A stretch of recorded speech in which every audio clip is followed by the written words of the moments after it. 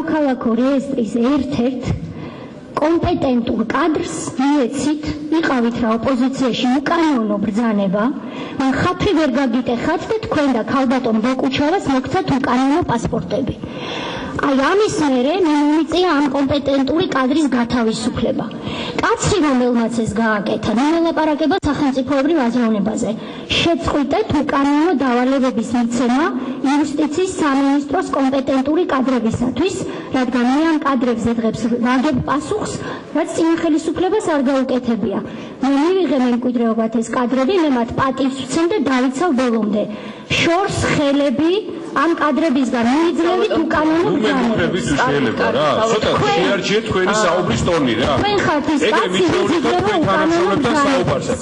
პირველი და ყველაზე მნიშვნელოვანი, უკანონო თქვენ არ მომეცით დიპლომატიური პასპორტი და მართლა არ მინდოდა.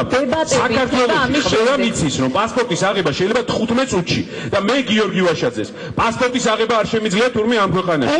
შუამდგომლობა გავწევდე პარლამენტიდან.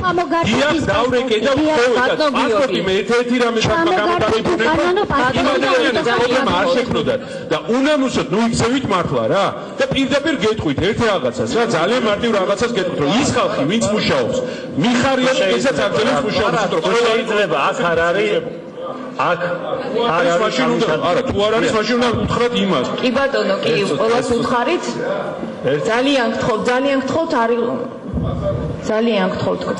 და ძალიან გთხოვთ, ნუ მემუქრებით რა და ვერც ვერაზოს დამემუქრებით. ბატონო გიორგი, თუ შეიძლება.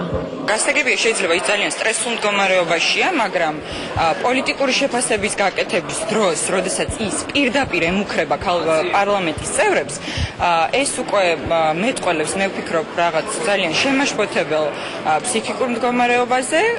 დიდი იმედი მაქვს, რომ ქალბატონი თია სამომავლოდ მაინც ეცდება და შეიკავებს თავს ასეთი კომენტარებისგან. მთავრობის ზოგიერთ წევრს ნამდვილად ჭირდება, როგორც ვთქვათ, ბრაზის სპეციალური თერაპიის რაღაცა კურსები, ალბათ სპეციალური ფსიქოლოგ მინისტრის პოსტით არის შემოსაღები და ასევე სასაცილოა, რომ ბატონ გიორგი ვაშაძეს, რომლის დამსახურებაა, რომ საქართველოში 15 წუთში გაიცემა პასპორტი, თურმე მისი პასპორტის აღება სჭირდება გართულებული პროცედურა და მას უკანონოდ აუღია თურმე და აიძულა თურმე თავის ყოფილი თანამშრომელი, რომ მისთვის გაეცა